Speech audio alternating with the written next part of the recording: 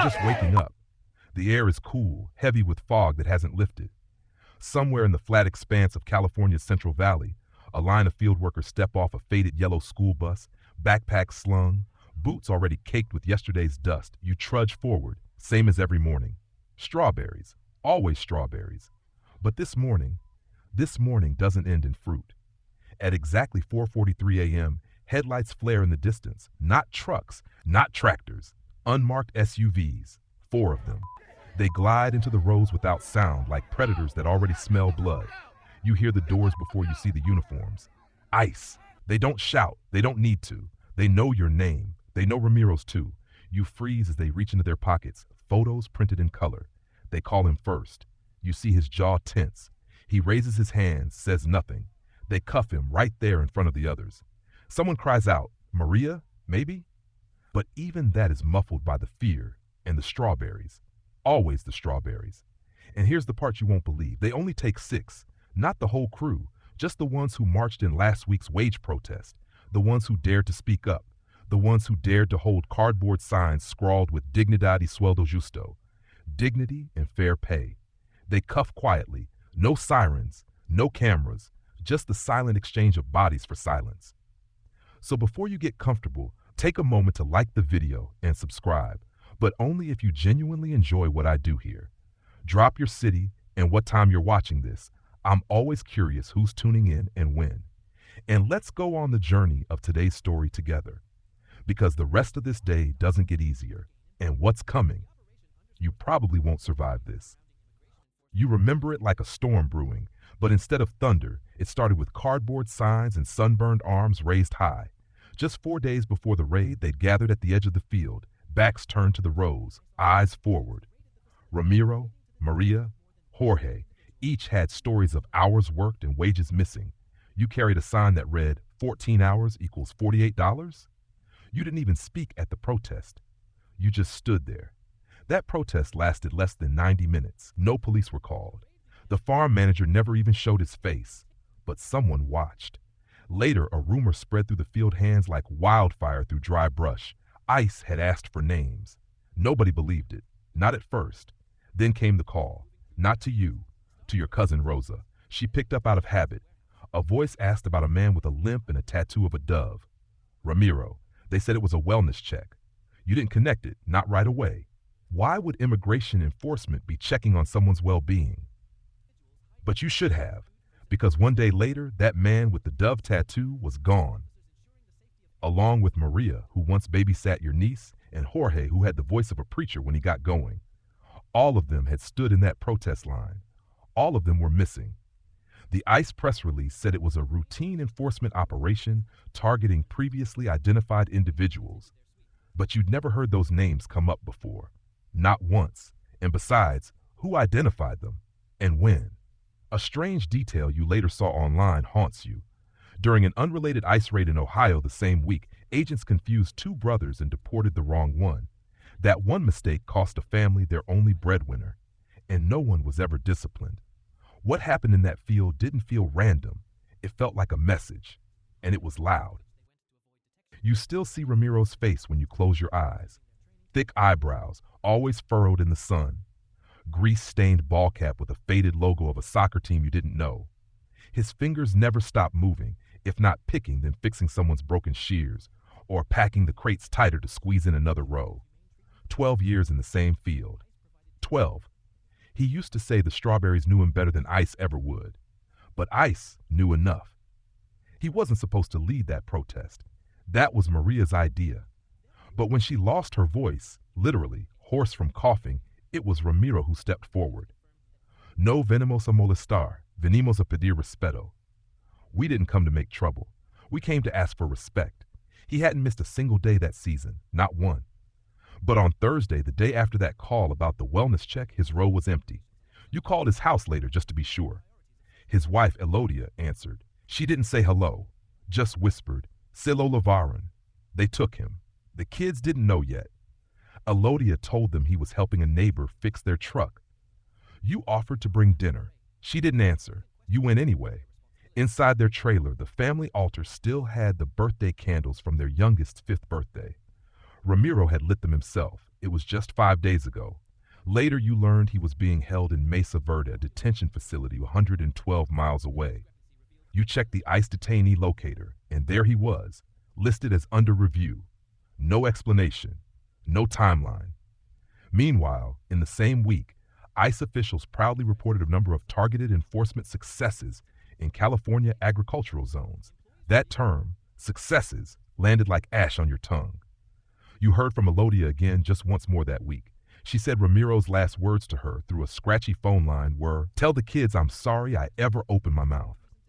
You sat with that all night. You start pulling threads. You're not an investigator, not a journalist. You're just angry. Angry enough to stop being afraid, at least for a while. You find TRAC's website, Syracuse University's data project tracking ICE enforcement. And what you see there? It doesn't feel random either. 17. That's the number of documented ICE enforcement actions that occurred within 72 hours of known labor disputes in the last 18 months. Not all were raids. Some were targeted removals. Others were labeled routine checks. But the pattern is there, almost like a pulse you can measure. You cross-reference dates and locations. March 14th, Bakersfield, 2 workers arrested 2 days after filing wage theft complaints. June 2nd, Homestead, Florida, 8 detentions follow a picket line at a tomato farm. October 20th, Yakima Valley, ICE visits a hop farm during union negotiations. The facts are buried, scattered, but once gathered, they scream. ICE's official line? We do not target individuals based on their participation in labor organizing or other First Amendment protected activities. That's what the public statements say.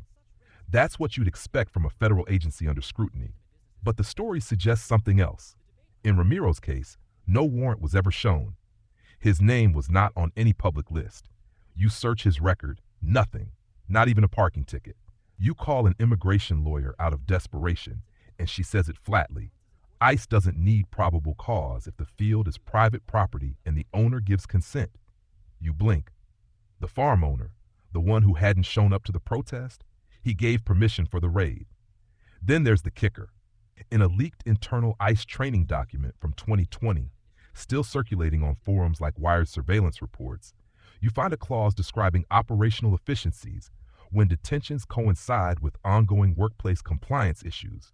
Operational efficiencies, like rounding up pests during an inspection. You sit back. Ramiro wasn't detained because of who he was. He was detained because of what he represented, a disruption in the system, a system that rewards silence. You start hearing the other side, quiet, defensive, but there. They're just doing their job, someone says at church. If they're undocumented, what did they expect? It hits you like a cold slap. These aren't strangers saying it. These are your neighbors, your coworkers, even your cousin who used to cross the border herself back in '92. They say ICE isn't choosing who speaks up, just who breaks the law. That if Ramiro had done things the right way, he wouldn't be in this situation. You want to scream, but instead, you listen. You hear from someone at a town hall meeting, a former ICE officer, now retired. He says that during his training, they were told to focus on high-threat individuals, not low-risk economic violators. But by his 10th year, the quotas shifted. Suddenly, it wasn't just gang members or fugitives. It was field workers, janitors, dishwashers, soft targets, he called them. Easier wins. Then the ethics professor at the local community college chimes in during an op-ed. She draws the line. Civil disobedience should not be confused with criminality. Labor organizing is protected under the National Labor Relations Act, even for undocumented workers. You read it twice, even for undocumented workers. But that nuance doesn't trend. What trends are ICE press releases showing mugshots, terms like illegal alien and public safety threat, even if the person arrested had no record. You scroll through the ICE.gov newsroom and it's all wrapped in official language. Enforcement action, voluntary return, removal order executed. Nowhere does it say, this person protested wage theft and was then arrested. So you wonder, is it legal? Technically, maybe. But is it just? You flash back to a story from The Independent. ICE agents once arrested a bakery worker in New Jersey during a workplace raid, on the very day she was due to testify in a wage case. The judge ruled the arrest as unlawful interference, but she was deported before the ruling landed. Shame on That's when the ethics shift in your gut, not from the law, but from the silence.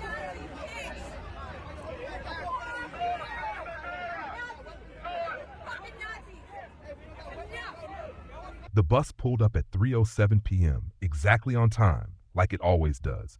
You were there waiting, like you always are. You stood beside Elodia. She hadn't told them yet. Ramiro's kids, 2 in elementary, 1 in middle school, 1 still in daycare, spilled out of those yellow folding doors like joy bottled up for hours. But their dad wasn't there. Again. You watched as the oldest Daniel looked past you both. Then he turned his head. Just once. No tears. No questions. Just acceptance. That's what ICE leaves behind. Not just empty chairs, but children who learn to stop asking. That night, Elodia finally broke. She told the kids, not everything, just that Daddy was taken by men in uniforms and that he tried to call when he could. The youngest didn't understand. He asked if the men in uniforms were like superheroes. You couldn't answer. Over the next week, you watched their lives stretch around that missing space. Daniel stopped drawing during recess. The twins began fighting over nothing, and the littlest, he refused to sleep unless the door stayed wide open. But here's what hits hardest. No one came to help. Not the school, not the county, not even the farm where Ramiro gave his sweat and spine for a decade. The ACLU later reported that over 80% of children impacted by ICE raids exhibit signs of trauma-related stress. And those are just the ones counted. You think of the bus driver who saw Daniel's face that day and drove on anyway. You think of the teacher who asked why Maria's daughter kept drawing broken hearts on her homework. You think of all the neighbors who watched the SUVs roll in that morning and turned back to their coffee. Meanwhile, on WLWT News that week, an ICE spokesperson praised record operational precision in rural arrests, boasting that no unintended targets were affected. But Daniel was affected. The others too. Just because no one filed a report doesn't mean the harm wasn't done. You saw it happen, and you can't unsee it. No, not me, dude. Not fucking me. Come on, man. I'm the fucking press. You sit in the back of a church that still smells faintly of incense and old wood polish. The pew creaks beneath you, but no one turns. It's a vigil for workers impacted by injustice. No names mentioned, no photos allowed, just candles, flickering, steady, quiet. Ramiro's kids sit 3 rows ahead. Daniel holds his youngest brother's hand like a grown man. You don't see Elodia. Maybe she couldn't bring herself to come. The priest speaks softly, quoting Proverbs, "Speak up for those who cannot speak for themselves." And suddenly it hits you. How strange that the people who feed America can barely feed themselves. How the hands that pluck strawberries, lettuce, and grapes don't even qualify for basic labor protections because of legal status. How the laws that promise dignity bend easily when profit whispers. It stays with you. The world needs to eat. Everyone agrees on that. But no one seems to agree on what it means to respect the people who make that possible. The ones with bent backs and calloused palms. You wonder if anyone in Congress has ever picked in 107-degree heat with pesticide drifting on the wind and blood pooling in their shoes. You read that nearly 60% of America's farm workers are undocumented, and yet they're called essential every time there's a labor shortage. But essential isn't the same as protected. Not here, not now. Meanwhile, ICE continues its agricultural zone strategy. That's the term from an official ICE memo outlining rural enforcement benefits, isolated roads, fewer cameras, easier removals. They called it logistically streamlined. And that's when it lands for real. This isn't about law, it's about leverage. Fear becomes a tool to keep people quiet, to keep wages low, to keep protests rare. Every time someone like Ramiro speaks up, the machine recalibrates, removes him, replaces him, like resetting a nail that stuck out too far. You leave the vigil and step into the night. The air tastes like dust. You wonder how a country can grow so much and still let so many go hungry, especially the ones who grew it. You drive home with the radio off. Silence fills the car like fog, thick and unmoving. You pass the fields, those same endless rows Ramiro once walked, now empty under the moon. You wonder if he's looking at the same moon tonight through the mesh-covered windows of Mesa Verde. Wonder if he remembers the curve of his son's cheek or the ache of bent knees after a long harvest. The headlines fade. The protests, if any, are small. You scroll through your feed, cat videos, election drama, an ad for fast food where tomatoes gleam unnaturally red. No one's talking about the raid anymore. Ramiro's story isn't trending, but that doesn't mean it's over. You know what happened. You watched it. You remember the cracked signboards, the silent cuffs, the school bus, the empty dinner plate. And now you have a choice. You can say nothing, let the world slip by untouched, whisper not my fight, or you can act. Maybe it's a post. Maybe it's a call to a rep. Maybe it's volunteering legal aid, or simply telling someone Ramiro's name so he doesn't vanish twice. Because here's what they don't expect. They don't expect you to care. Not deeply. Not for long. They bank on your fatigue. They bet on your silence. So don't give it to them. Speak Ramiro's name. Ask your school board if they have emergency protocols for children affected by raids. Ask your grocery store where their strawberries come from. Ask yourself what dignity looks like in a country that calls deportation logistically streamlined. And then ask what you're willing to risk to keep someone else's family whole.